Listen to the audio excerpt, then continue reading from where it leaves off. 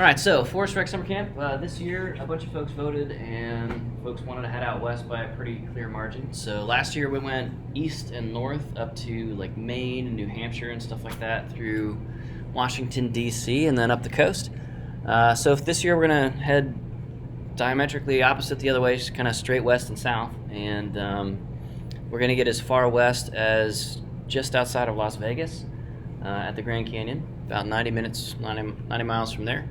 And we're going to hit most of the crown jewels of the American National Park System. We're going to be in and stop at somewhere close to a dozen national forests, a couple of state parks, a whole bunch of wildlife refuges, and so forth and so on. And all of these places are doing forest hydro, some a little bit of urban forestry stuff, a whole bunch of wildlife management, wildlife habitat management, a whole bunch of fire management out west, of course, and then, of course, park rangering, dealing with the human aspect of forestry as well. So there's a ton going on, just an absolute ton going on, and not really apologetic about ramming as much as we could possibly lay our hands on over the course of about 3 weeks or so heading out west. So the basic sense of this is May 15 to June 9. This is during so-called intersession. So it counts as summer semester stuff you're signing for this spring.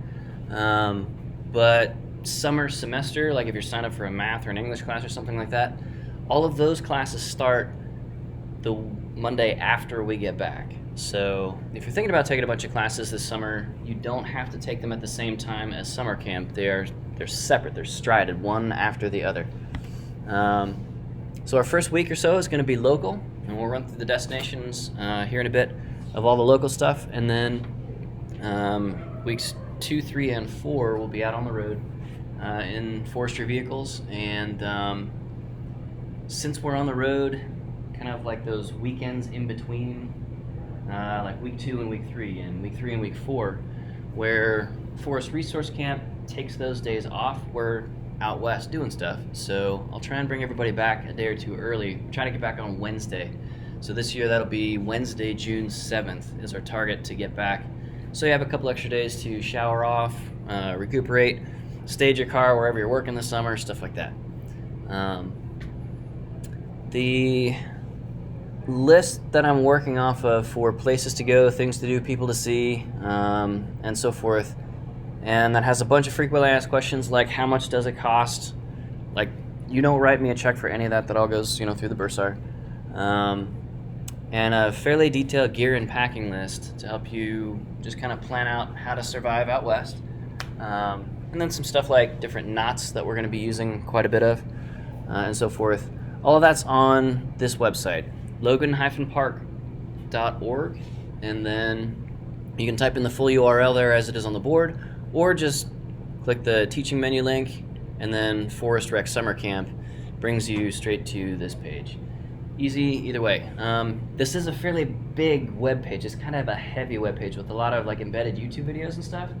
So sometimes if you load it up on your phone, it'll crash your phone's browser and try to reload, and crash your browser and try to reload and stuff like that. It's not a virus. It's just a huge web page. So that's the thing. But definitely pull that up and maybe bookmark it on like your tablet or desktop browser, which might have a little bit more memory, and load it better. And this will answer a ton of good questions like, can I bring my significant other? Possibly. Can I bring my dog? Probably not. Can I bring my cat? Definitely not. And so on and so forth. Stuff like that. So there's a bunch of stuff there.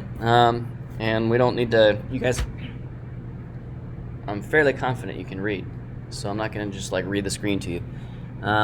Instead, we'll go through kind of a 3D fly-through of our destinations. Some of you guys have seen some of these if I brought it up in like Intro to Forest Rec or something like that, to get a sense of who's going to be at these meetings. But before we jump into the fly-through, does anybody have any questions or other stuff we want to tackle first? Any burning questions? All right, cool. So we're going to spend most of the rest of our hour on this here. There's a bunch of different spots. we're going to consider this kind of the superset of places. I would love to go to all of these places. We'll get to about 90% of them without being able to have time to spend a bunch of time, a bunch of days at every single one of these. And a spot like the Grand Canyon or Canyonlands or Zion National Park, according to how folks are kind of excited about one place or another based on kind of the mixture of topics of like wildlife management or watershed management or park rangering stuff, we'll spend up to almost a week at one place, so folks have a chance to really dig in there, deep dive, get some backpacking in if you want to, some rock climbing for those of you who like to rock climb, and also every place we go, this is important to keep in mind, you can just base camp. If you don't want to backpack your legs off at the Grand Canyon, for example, which is some gonzo backpacking, and we'll talk about why that is in a bit, you can just kind of let it mellow and chill out up on the rim for most or all of that week or so, or whatever it is, and kind of do a whole bunch of day trips. There's no shortage of stuff to do at the Grand Canyon up on the rim. You don't have to be down in the wilderness section inside the Grand Canyon, sweating and dehydrating your brains out the whole time.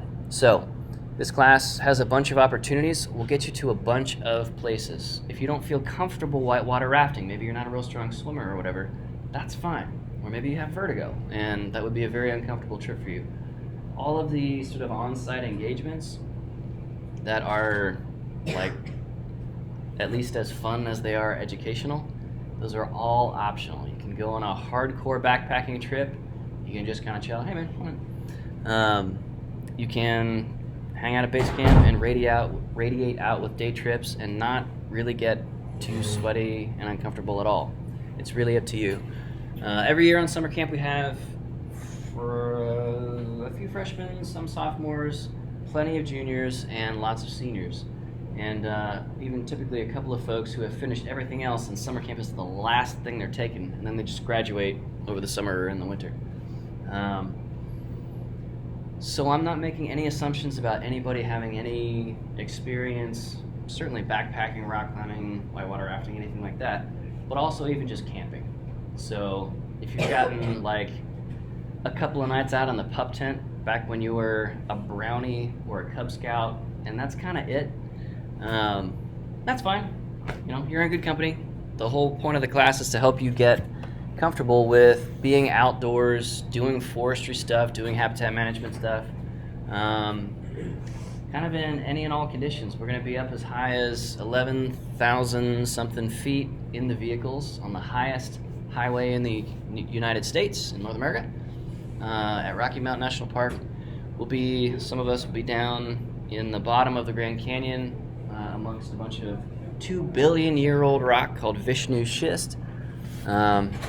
Temperature range is going to be from 20 degrees Fahrenheit up to about 125 degrees Fahrenheit. So the gear list will help you stay safe, yes, and even comfortable in that entire temperature range, and help you think about some skills, and we'll certainly train up those skills during summer camp. So again, not making any assumptions about anybody's skill level or aggressiveness or comfortability, anything like that. The whole point of the class is to come and learn this stuff, to try it on and start getting comfortable with it, instead of showing up as a past master of it already. Okay? So, in our first week, from May 15th through June 21st, we'll meet Monday to Friday, which is kind of a day trip out of campus here, and pile into a vehicle, do stuff for 6-8 hours, come on back, and you head back to your apartment for the summer or for the night, and shower off, sleep in your own bed, stuff like that, or couch surf with a friend if you're getting kicked out of the dorms, whatever. That's fine too. One of those spots is going to be a little grassy fish hatchery for those of you on the aquaculture side of wildlife management. It's a pretty cool state operation.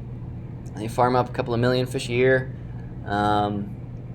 Weather and time permitting, this is one that's on the maybe list. For those of you who are interested in equestrian stuff, or split hoof, large ungulate wildlife habitat management like elk, caribou, bison, stuff like that, we're going to see lots of elk and caribou and bison, and Dall sheep and mountain goats and Hopefully not any mountain lions and plenty of bald eagles and all that stuff. Lusk Creek here in our backyard is actually a really, really high challenge spot to manage hoofed creatures in extremely friable, that is baby powder consistency Peoria Lusk soils. How do you build trails that can hold up to horses when you're working with baby powder? The Forest Service here has won national awards. They've got over $5 million of investment in the past 10 years alone for horse trail construction here. This is some pretty world-class stuff, and it's right here, and we'd be silly to not talk about it for wildlife habitat management purposes and human recreation purposes. I'd be doing you a disservice if we kind of skipped by it. So that's on the list, weather, again, and time permitting. And if we end up having a bunch of WAMCon students on the list, then we prioritize stuff like that a little bit higher. If we have more forest hydro folks on the list, then we prioritize big hydro projects and small hydro projects, like this 30-year, multi-billion-dollar Army Corps of Engineers Olmsted Lock and Dam build project that just completed. The paint's still drying on it. Spend kind of half a day here and the other half of the day looking at some really interesting and bizarre and unexpected forest hydro, both projects and sort of example phenomena here around Southern Illinois. So we typically spend a day doing that if we have a bunch of forestry watershed folks. From there, we'll head over to Land Between the Lakes National Recreation Area. This is the Forest Service's big test bed for kind of doing experimental forestry stuff at scale in a production environment instead of like off in some lab somewhere or in silico on a computer. They try out crazy ideas here for a lot of historic reasons. And we'll probably head here for 2 or 3 days. So that'd be like Thursday, Friday of week 1, something like that. Or maybe like Thursday, Friday, Saturday. One time we did it Friday, Saturday, Sunday, and then just went west from there. We'll kind of see how the schedule shakes out here according to the reservations we can get. But there's a billion different things going on at Land Between the Lakes. Let's take a look at a couple of them. So we've got people management. Hundreds of thousands to the low millions of people per year. Millions of people per year visiting this random spot in the middle of Kentucky? Yeah, that's a thing. So we'll talk about what it's like to be a forester in a high-use environment.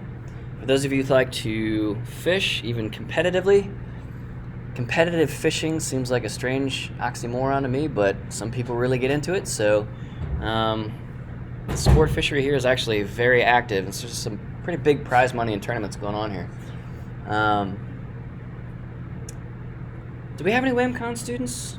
Anybody? Yeah, okay. So, as you know, the elk and bison prairie, there are 2 paddocks at Land Between the Lakes. They are participating in sort of the Eastern national effort to get wild-type bison bred back up and distributed out to all sorts of different prairies and prairie-like environments throughout not just Southern Illinois, not just Kentucky, but they've started reintroducing elk and bison at places like Great Smoky Mountains National Park. Places where you don't really think of bison being, but it's part of their native range for sure. If you are into hunting and fishing, this whole place is about a 100-mile long peninsula, and it's cut up into hundreds, plural, of hunting compartments, and some of it's pretty busy. They run all kinds of stuff like veteran-specific hunts, wheelchair accessible hunts, all the regular stuff, for all of our eastern deciduous species and stuff like that. So this is a very, very, very busy place for hunting and fishing. So if you're into that kind of stuff, like you're thinking about being maybe a game warden or something like that, this is the kind of place where a lot of game wardening, a lot of conservation police work, a ton of that stuff gets done. If you're more into the wildlife rehabilitation side of things instead of shooting at and eating wildlife, Woodlands Nature Station is more your speed. A lot of common but also certainly rare, threatened, or endangered species like Mexican red wolves, they're brought here when they become injured along power lines or by windmills or just HPV, hit by vehicle, accidents, stuff like that. Come couple of 100 million animals are hurt on our roadway system every year, and so Woodlands Nature Station is a permanent home to some that are not able to make it back out into the wild. And you can get right up close to them in a respectful and safe way. It's not really a petting zoo, it's much more of a functional wildlife rehab facility. But that also happens to be open to the public for education purposes. Then we'll also get some wildland fire management stuff in. Land Between the Lakes, the Forest Service trains up a bunch of their western firefighting teams when they're stationed or based out of anywhere east of the Mississippi. They'll come here to train. And so there is a really, really, really cool patchwork and mosaic of fire management and burn compartments. The nice, flat, shaded walk around Hematite Lake as the weather starts heating up here in southern Illinois in May. We'll see some of these compartments side by side, stratified on time. So what did this look like? It was burned 6 weeks ago. This next section was burned 6 years ago, and a bunch of spots in between. And we'll see some meaningful differences, and we'll learn a bunch of stuff real fast along that hike. Let's see. We are also heading to talk with some folks, typically some of our alumni, actually, at the admin complex. Every national park, every forest, every wildlife refuge has a whole bunch of facilities and like gear caches, motor pools, stuff like that the public generally doesn't see or think about if the agency is kind of doing their job right. Having things kind of set back off the road a little bit here lets you, the forester, concentrate on your work and not always have to have contact with the public if you're like me and you're kind of introverted and you didn't get into forestry to talk to people. It's a good thing I'm not a professor talking with people all day long. Anyway, whatever. So we'll kind of, at a lot of these places, not just Land Between the Lakes, we'll kind of pull back the curtain and see how it is to work there. Like, what's the on-site housing like? Are you in a rickety bunkhouse that's open on one side to the elements?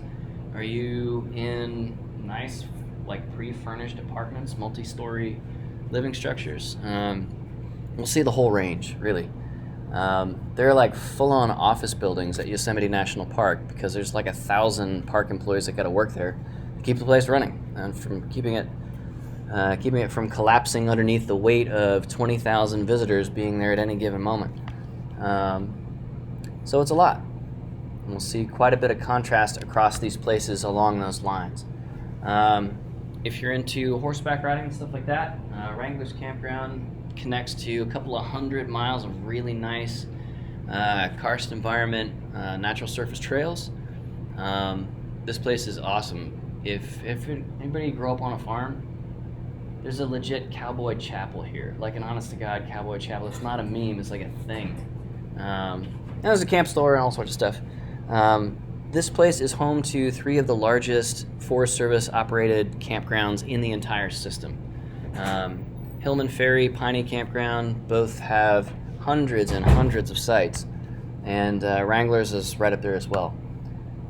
So, there's just a million things going on.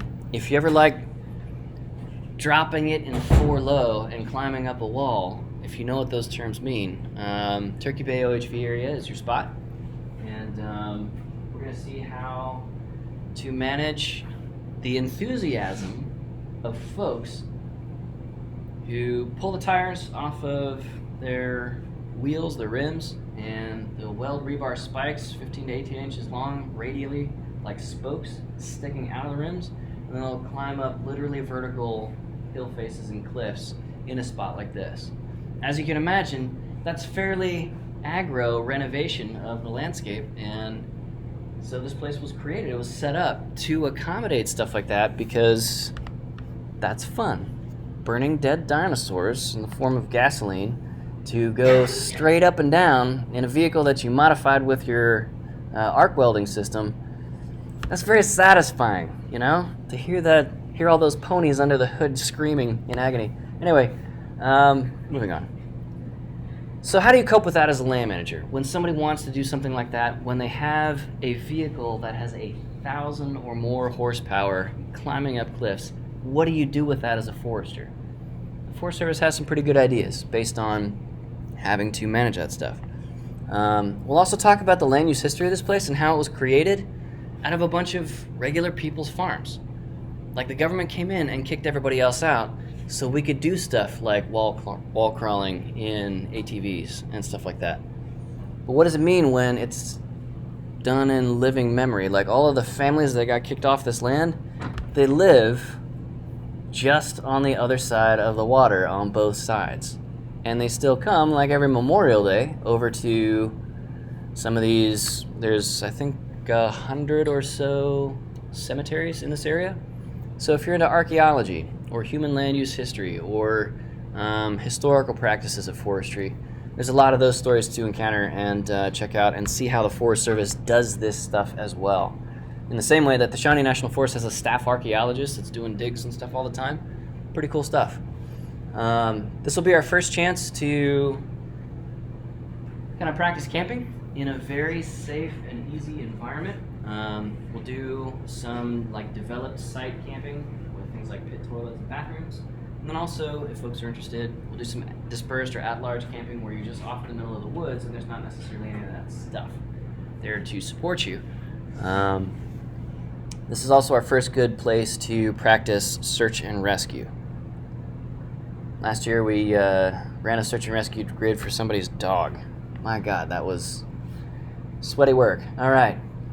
For those of you really into the environmental and historic interpretation side of stuff, there is a living farm here. So people in legit 1850s, like looking like Civil War farmers, they work here and they do the farming. They grow their own tobacco using oxen-pulled plows. They shake their own shingles, slaughter their own pigs, and if we end up going there on Sunday, we're going to get real jealous of their Sunday lunch that they produce out of like salted or smoked ham raised on the farm and stuff like that. Just all totally hand-done, traditional, legit stuff. They dismantled some 1850s era cabins and farm structures, reassembled them, reconstituted them here, and the whole thing is an honest-to-God working farm. So, pretty cool stuff. All of this is, again, at Land Between the Lakes. There's a lot going on there. So we'll spend 2 or 3 days there, and then after that point, it is time to roll west. So our first optional stop along the way out west is to cool our heels in the Current or Jacks Fork River with a short flow trip to talk about the wild and scenic river system, watershed management in a fractured flow landscape where water is flowing through cave systems, and you can have a spring over here that is fed by upper watershed over here on the other side of a river because it's flowing underneath the river sideways and popping up elsewhere. This place is bananas, or cray-cray, depending on when you grew up. From there, it is a long drive. We're going to drive basically through the night, and if the weather is not working with us, we'll stop and logger for a night at Comanche or Cimarron National Grasslands, talk about range management kind of stuff, and open versus closed range and so forth, and what it's like to be a rangeland manager at a place like the Konza Prairie, which we'll be driving real close to through here, where the United States Army does its artillery training, and they set grass fires with the heat of sending rounds down range, as they say. But, as it turns out, those impact craters are like the perfect habitat for this one super endangered kind of frog. And so the United States Army is doing habitat management through the barrel of rifled howitzers and stuff like that. Pretty cool stuff. Anyway, that's metal AF. Moving on. If the weather's a little bit better, we can push farther west, in our efforts to avoid the Front Range sprawl of Denver and Fort Collins and all of that horrible, like, dentist in a tight Speedo on a $10,000 roadie bike. Oh, it's such nonsense. Ugh. Front Range, gross, blah, whatever. Anyway, just outside of that is fluorescent fossil beds. It's pretty okay. Things like the cleverly named Big Stump, which is a 30-foot wide petrified tree stump. How cool is that? Anyway, there's not a whole lot to see at fluorescent fossil beds. It's not very big, but if you ever thought, like, what if a fern was a tree? Okay, but what if it like grew 30 feet wide and really tall. That's Florissant fossil beds. So we're going to be at petrified forest sites in a couple of different places. This is one of the first that we'd encounter. All right, pretty cool spot, but a short. This is like a day trip kind of thing as we camp nearby. Also, certainly the Pike San Isabel National Forest.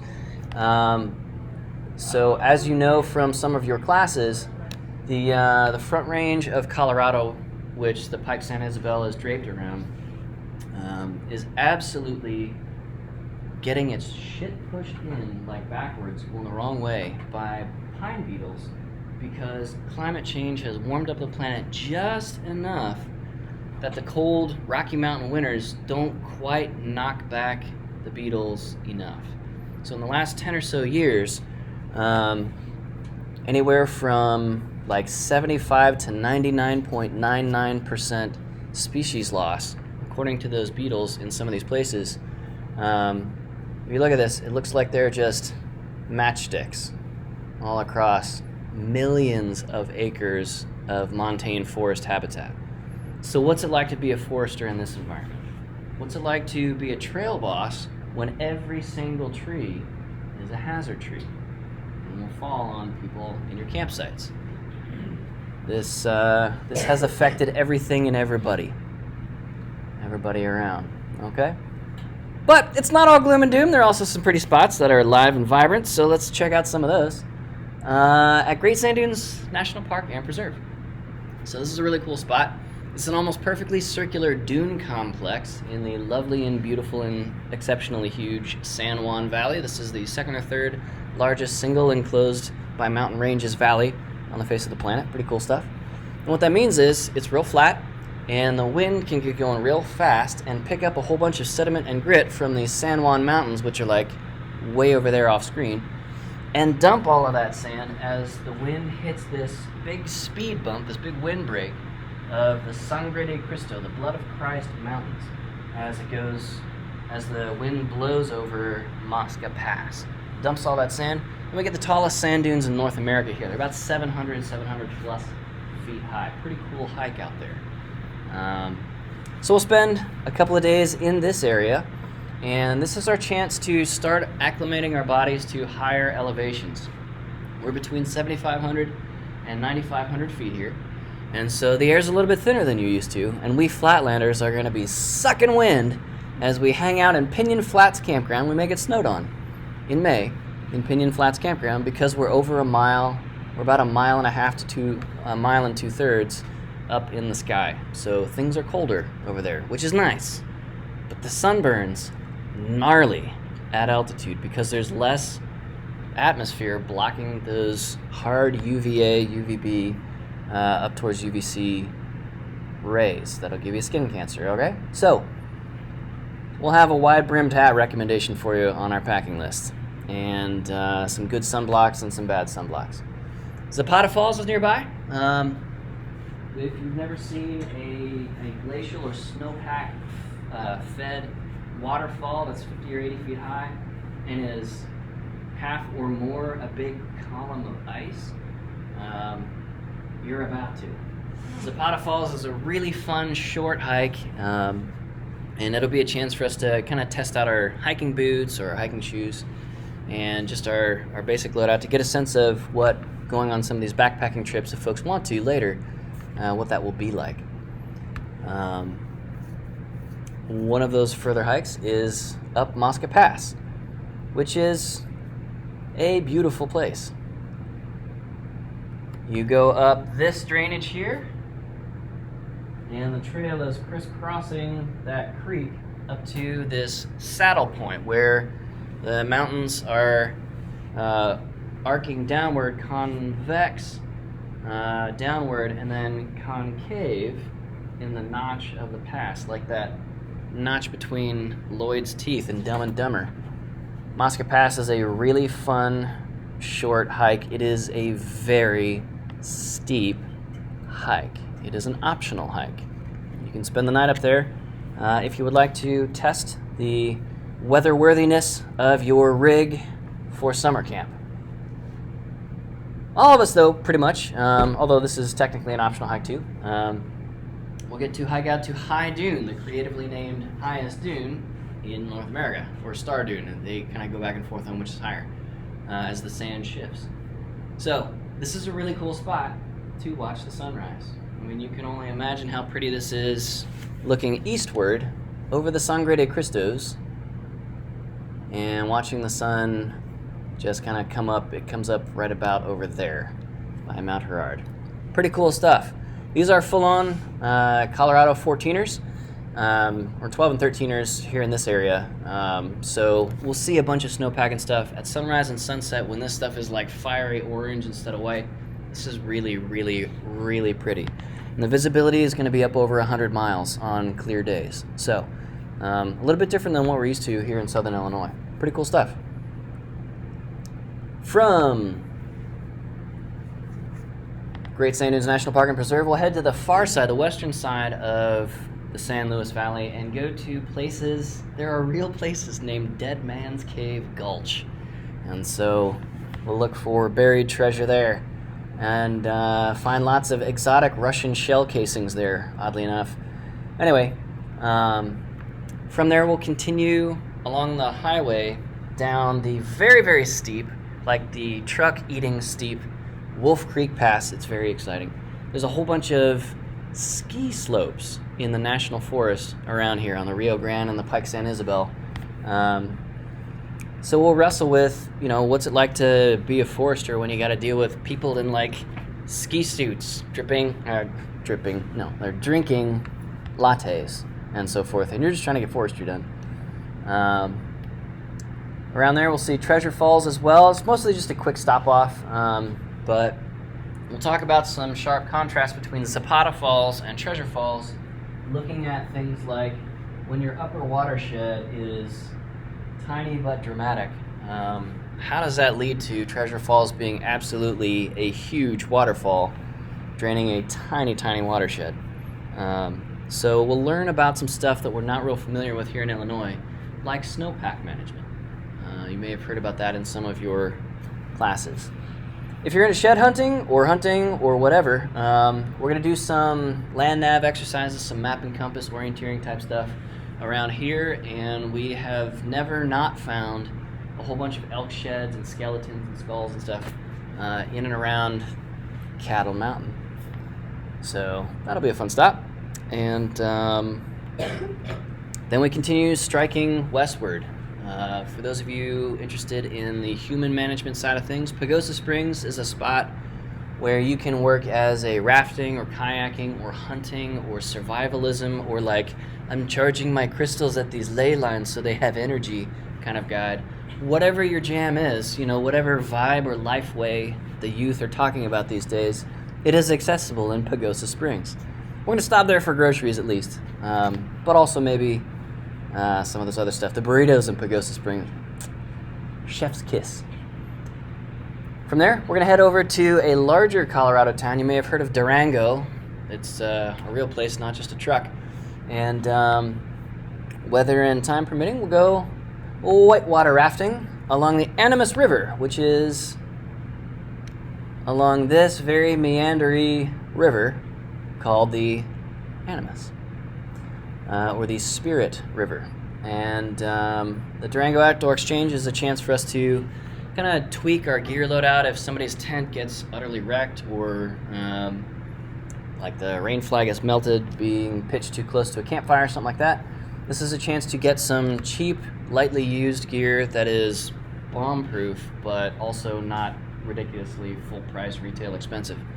So we always try to stop by the Durango Outdoor Exchange. For those of you who like to partake, I will note that unofficially, yes, there is a dispensary right next door. So if that's your vibe, that's fine. Those announcements have way less impact now that marijuana is legalized in Illinois. Like, in 2016 or whenever we were going out to Colorado, everybody would sneak off every time we stopped in town, and they'd come back and be in really good moods. It was the strangest thing. Anyway, but now it's no big deal, right? Whatever. All right.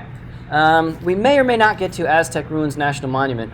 As you can see, this is This is a legit ancient city, right next to a legit suburb. So what's it like to do forestry stuff in an urban proximate environment? Or like manage climbing in and around Denver, stuff like that. But we may not get there. This place is a little bit out of our way. We may, though, get to Mesa Verde National Park with Cliff Palace. This is more of an archaeology and human cultural use of semi-arid landscapes kind of a thing. So if you're familiar with Cliff Palace, that's at Mesa Verde National Park, and we're driving right by it. And folks are interested in the human archaeology side of stuff, land use history, we can stop here for a day. But a day is about all we'll have for there. From there, we will probably drive by Four Corners Monument, unless you guys really need Indian fry bread and overpriced jewelry. No, it's actually an interesting spot, and this is one way for some of these several Native American nations or First Nations folks living in large reservations, so sovereign nations inside of the United States. This is one way for them to make money on a landscape that is difficult to bring in income on. Okay, so it's an interesting kind of cultural commentary. If you've never been to like an honest-to-God Native American trading post where you can trade for stuff or buy stuff, those are near here as well. We can stop by those if you want to kind of see how some other ways of knowing, ways of being, how those are like. The Navajo Nation is very close to Grand Canyon, Southern Ute, Paiute. There's a whole bunch of them. Pretty cool stuff. Then we'll continue on past Four Corners out to Grand Canyon, and we'll try and time our arrival to the upper part of the Grand Canyon to this particular spot here called Desert View, and we'll be right on this cliff edge overlooking this way and the sun going down over Jupiter Temple right here. It's a really cool spot, and it's a nice introduction to Grand Canyon, weather permitting if it's not too cloudy, or if there's not too much wildfire smoke turning all the sky and sunsets green. Then we'll continue on. We'll continue on to Grand Canyon South Rim Village, to a place called Mather Campground, or we'll camp at a spot. The Kaibab National Forest is just outside of this. We can stealth camp there for free. For folks who want to backpack into the Grand Canyon, you basically start up here on the rim, and very quickly you get down to this drainage here, Garden Creek drainage, and you can turn around after going to the scenic overlook that overlooks the Colorado River. It's about halfway down the Grand Canyon, so about a half mile of descent, half mile back up. Or you can go full bowl all the way down to the mighty Colorado River, all the way down to Phantom Ranch at Bright Angel Campground. If you want to do this, this is a full-on backpacking trip. This is extremely not recommended for a day hike. It's called a rim-to-rim hike, where you go down to the Colorado from the rim, back out to the rim in a single day. That's super dangerous. And we've seen bodies getting pulled out of the Grand Canyon on multiple different occasions, having attempted to do exactly that. So we're going to learn from their fail, and no, that's not respectful. We're going to surrogate from their lived experiences and learn to comport ourselves safely in a wild backcountry environment. All of this is federally designated wilderness down here, so for those of you who want to go backpacking down into the canyon and really go like backwards through time, a couple of billion years, you can do that here if you would like to. But again, if you want to base camp up on the rim, there's a metric hecton of stuff to do up top as well. For example, we can hang out and check out and go cross country where there are no trails across the Kaibab National Forest. This is open pinyon juniper woodland, and we'll see some elk with, full-size rack in velvet, keeping an eye on their cows, which are all throughout this area. There's a gazillion of them. So Kaibab National Forest, the Coconino National Forest on the north rim of the canyon, also very pretty, and home to free-range bison and elk herds in the Ponderosa Forest up there at 9,500 feet on the north rim of the Grand Canyon as well. But in order to get from the south rim to the north rim, we got to pass by Horseshoe Bend, a spot that has been sort of taken over by Instagram folks, and the visitation went from a couple of thousand people a year around you guys were born, and now sees between 2 and 4 million visitors a year. So a 1,000-fold increase. For every one visitor, there's now 1,000 visitors going to Horseshoe Bend every year because of Instagram and Facebook and geotagged photos.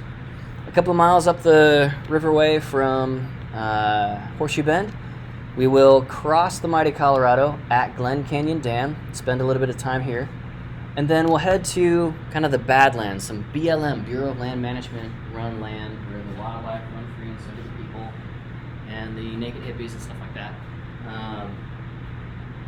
We'll be able to relax in the lake and see what much less controlled land occupation for recreation and forestry looks like at places like Salt Horse Point, Wildcat Tank here.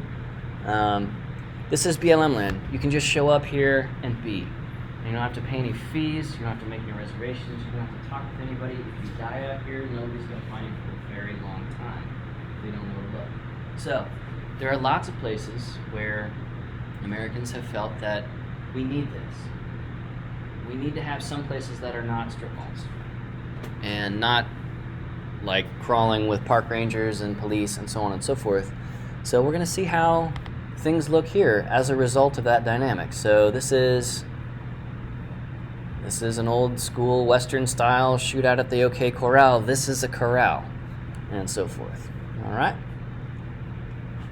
Then we're going to press west and a little bit north from the north rim of the Grand Canyon and those free-range bison herds up to the Holy Guacamole Trailhead to the Chinle Formation. A formation is a layer of sandstone. Each of these color bands you can see in the background on the West Temple there. Each of those is a rock layer formation representing millions of years of sediment deposition and consolidation and so forth. The Chinle Formation is home to two things. Yellow cake uranium ore. This is pretty close to America's strategic reserve of stuff to blow other stuff up. And this is another one of those petrified forest spots. But because Holy Guacamole is on BLM land and not on Park Service land, which is like 300 yards this away at Zion National Park, which we'll go to next, you're allowed to pick up and collect 25 pounds of petrified wood plus one additional piece, however big that is, be very big, like a trunk section. You can do that each person per day here, and it's completely legal, it's fine. Not a big deal at all. If you're gonna sell that stuff, you need a collecting permit from BLM, but BLM's modus operandi is pretty different than the Forest Service. You don't need a permit to do most of the stuff that folks do, like, you know, ramp their ATV naked off of a desert tortoise while firing AK-47s akimbo. 360 no-scoping the sky. That's what people do on BLM land, because that's what you can do on BLM land, because that's what BLM is kind of cool with you doing. For each 100 mile by 100 mile square of Utah and Arizona here, there is one BLM patrol ranger. One. And so you can kind of do anything. It's nuts. And we'll see some positive effects of that, and also some pretty negative effects too. So from there, we'll dip just a little bit back east. Zion is about as far west as we're going to get. So from Holy Guacamole and St. George, which is nearby the fast-growing community of Hurricane, we'll start boomeranging back east towards Zion National Park, and it's amazing. Where at Grand Canyon we were perched on the rims, at Zion we're doing everything from the bottom. Sort of have that like slap the bag lifestyle of down in the canyon looking up instead of dropping down into the canyon for brief backpacking trips. We're going to try and get out onto Angel's Landing, which is a 800 to 1,200 foot tall rock fin out into the middle of this steep-walled valley carved by the Virgin River. And the trail out in spots like right here is like 5-6 feet wide. It's pretty okay of a hike. It's also very popular. So the Park Service has just, since we've been there last 2 years ago, just instituted a fee and permit system to go on this hike. So it's not 100% guarantee that we will. We are definitely able, though, to get up to the Zion High Country in the wilderness and basically have about 98% of the park all to ourselves, because everybody's down in that valley doing touristy kinds of things. We're going to be doing forestry and some fun touristy kinds of things up in the high country, the wilderness areas, and it's pretty okay. So that's going to be one of the spots where if you really want to get away from me, the professor, and grab a couple of your friends and go on a backpacking trip for a couple of days, and we'll just pick you up when you're done, or send in the search and rescue party after you, that's one spot to do it. Okay, there are several of those. Here at Red Cliffs National Conservation Area, we're going to grapple with St. George being the fastest growing urban area in the United States and one of the fastest in the world, and there's no water here. And there are desert tortoises, and sprawl is rapidly blasting through this space. So this is where it gets real. It's not just hypotheticals, though, we definitely need to protect this endangered species. This is the battleground of, okay, so what do we actually have to do to protect these? Because, money-hungry developers are ready to pave and install solar panels on like every square inch of this. This is also a spot where we can gather some, not here in the National Conservation Area, but on BLM land outside of it. We can gather and dig some different bentonite clay deposits. Bentonite clay is the stuff that kitty litter is made out of. And there's just like fields and hills of it, and the soil texture is not like sandy clay loam, it's like popcorn, little chunks of clay. It's really cool. But the clay has different impurities in it, like yellow, green, blue, purple, bright red, as you can see. And you can make tie-dye shirts using the clay as a natural dye, and also berries and stuff we can gather while we're out there. It's a fun thing to do. Through here, we may or may not spend a lot of time at the Dixie National Forest. It is all of the issues at all of the places in one place to talk about. So there's so much to talk about there that it's hard to talk about anything without talking about all of it. So sometimes we spend a bunch of time at the Dixie, sometimes not so much. But as you can see, there are industrial forestry operations going on here, right? These are skid trails, among other things. And this is not really a fast-growing forest environment, so every tree or stick that you take out of here is going to take a long time to replenish. What are the economics of that? What's it like having a national forest as a neighbor when you're a forester, like a production forester? Okay? We'll wrestle with that stuff. I won't really talk about cottonwood. Next, we'll head to Bryce Canyon National Park. You're familiar with this one. I guarantee you've seen this on postcards. It's not very big, but lordy, it is pretty. So, we're gonna head here and see what it's like to stack a couple million visitors on not that many acres each peak season, and go hiking in and around these rock chimneys called hoodoos. We'll talk about how this place used to be old-growth forest and was intensively logged and now looks completely different. But it sure looks pretty cool. So I guarantee you've seen these postcards before. We'll be right there. We'll probably spend no more than a day or two here. It's a nice spot, but it's kind of a one-trick pony. The sunrises and sunsets here, though, absolutely fantastic. The night hiking here under the Milky Way and Elon Musk's Starlink satellites is absolutely incredible. From there, if we're pretty sick of crowds and people, Capitol Reef is all of the slot canyon hiking, the canyoneering, the petrified forest wandering. You'll be stepping over petrified logs on some of these trails. It's all of the everything in Grand Canyon and Zion and so forth, and none of the people. Everybody either forgets about or drives through Capitol Reef without stopping. So, we'll try and kind of regain our energy as forestry introverts at a place like this. It's pretty cool. And we'll go petroglyph hunting there. There's a lot of petroglyphs around there. At Goblin Valley State Park, we have a bunch more of those rock chimneys like we saw at Bryce Canyon, but a little bit smaller that the wind will race through at night, and it sounds like this moaning, keening, screaming sound. It's pretty cool. It'll also drive you insane, but you know, this is a fun ride down. Also, this is a place where people like to push the tops of those hoodoos off onto the trail, and boulders rolling down the trail at people. That's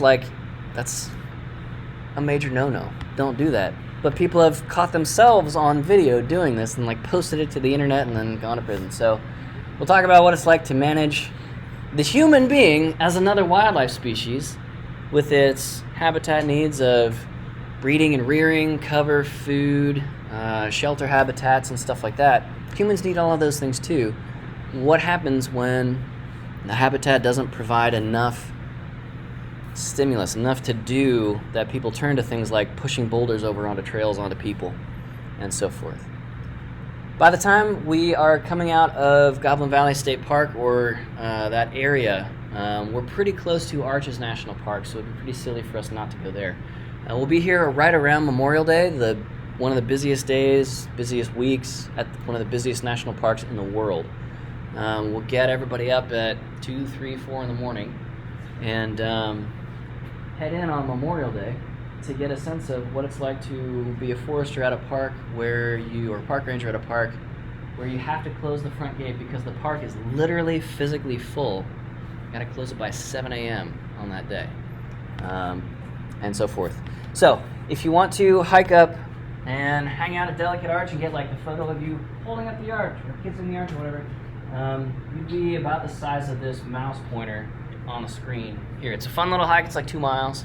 It's super hot and kind of steep, and a lot of people get heat exhaustion, but it's a nice hike. And you know, it'd be pretty sad if you went all the way around here and didn't get to Delicate Arch. But there's a bunch of other stuff going on at Arches National Park, even though it's not a very big park. We'll get a sense of forest soils and geology and the interface thereof in this Devil's Garden area. We'll see how these rock fins are layers that have been tipped up, and then the wind hits them from the side and creates arches out of that, scallops it out. And we'll hike towards a rock formation called Dark Angel. It's a pretty cool name. It's just another big rock chimney, very phallic. Anyway, we'll get a lot of funny place names and some pretty racist place names out in areas like this. So we'll encounter sort of the human layer on top of geology. How do we perceive these places and think about them, and therefore how do we behave in them as yet another wildlife species in these sensitive and delicate environments? So we'll hike out to Double O Arch, which is a lower arch underneath a higher arch, are stacked right on top of each other, and play around over there. It's a lot of fun. Pretty cool spot. From there, we'll get some showers, microbrews, and so forth at Moab, where the dirt-worshipping hippies and the outdoor folks and the climbing club at SIU flock like the salmon of Capistrano. The world-famous Wall Street climbing area is like a 3-minute drive from here, and we'll be able to hit up the pool, grocery store, and bars and stuff like that if that's your thing, and go base jumping, skydiving. If we'll have a couple of days like off to do laundry, stuff like that. If you want to like rent a Humvee with a pintle-mounted machine gun and just have that for the day, this is your chance in Moab. We've come all this way, you might as well. If that's not your thing, you know, totally understand. You do you. But at a couple of these spots like Moab, we'll have a day off, a chance to just do laundry if you need to, or go out and do like a climb that you may never have another access to do if you're into rock climbing. So, from Moab, we're starting to run out of places to go. This will be end of week 3 into week 4. But one of our last great hurrahs for backpacking is going to be at Canyonlands National Park.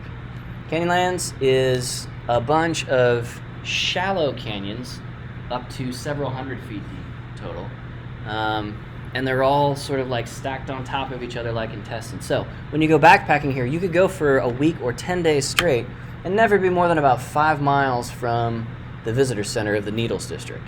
But everything is like going up one drainage and then getting up onto the shoulder terrace. So like walking up this like slit trench creek valley here and then up onto the terrace on one side, and then you get to the head of that canyon and you have to kind of scramble through a cave to get across some rock fins, or you climb up and then drop down on ladders and stuff like that. Like this is hiking and backpacking in 3 dimensions, not 2.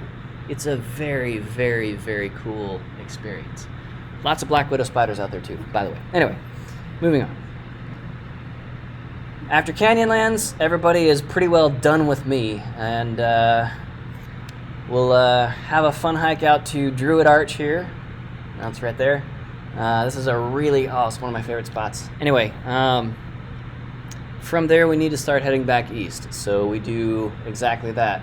And along the way, we'll start capturing stuff like Newspaper Rock, which is a petroglyph site of legit, old school, like 800 to 1,000-year-old petroglyphs carved in the desert varnish, and then a whole bunch of like gray-head aliens and stuff like that scratched in since about 1950 or so. And if you guys want to, we'll pull off at some spots where, so there are several thousand petroglyphs along this road corridor here. And Newspaper Rock is the only one where any attention is called to it. It's fenced off and stuff like that. But if you look very carefully, very, very carefully, there are lots of spots where there's just like a 1 car wider than the road pull-off spot. And typically there's a bunch of rock climbing and petroglyphs at each one of those, and there are hundreds of them along just this one road, and most of the roads in this area have that as well. From the Moab Arches Canyonlands area, we're going to drive the better part of an entire day back east through the Roosevelt National Forest. We'll start cooling down. We'll see a lot more like piney, montane type forest instead of that pinyon juniper and ponderosa out in the hotter southwest San Rafael Swell area. And the Roosevelt is our palate cleanser, for Longs Peak and Rocky Mountain National Park. As you can see, the color on the map is very different than the Grand Canyon. A lot less red, a lot more green, a lot more white here as well. Snowfields and ice. Okay? So, we'll spend up to several days at Rocky Mountain National Park, and then from there, it's about another 24-hour drive back to Carbon Vegas, the Dirty Dale, and time to start summer classes, summer work, about 4 showers in a row, and so on and so forth. Okay? So, easy, right? That's a whole bunch of stuff. What questions do you have? We have plenty of time. Next meeting starts at 1, but if nobody comes, we can just keep on talking and answering questions if you guys have them.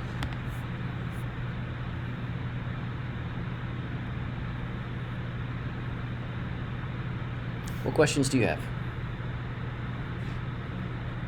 About it so far? Cool.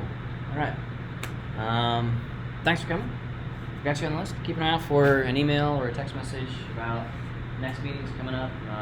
Probably have the next one in several weeks from now.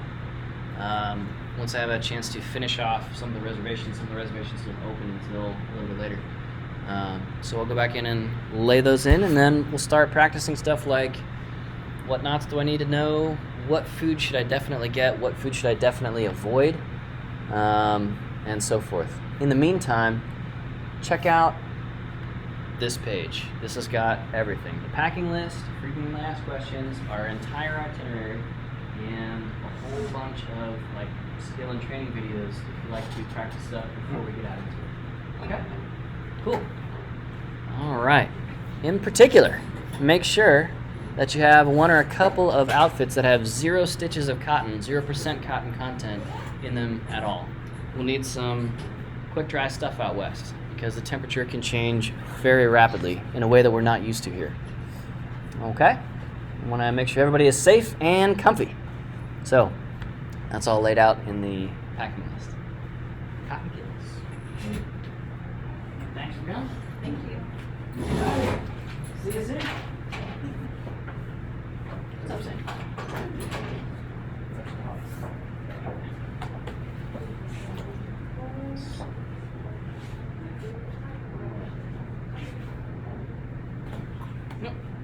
Sure.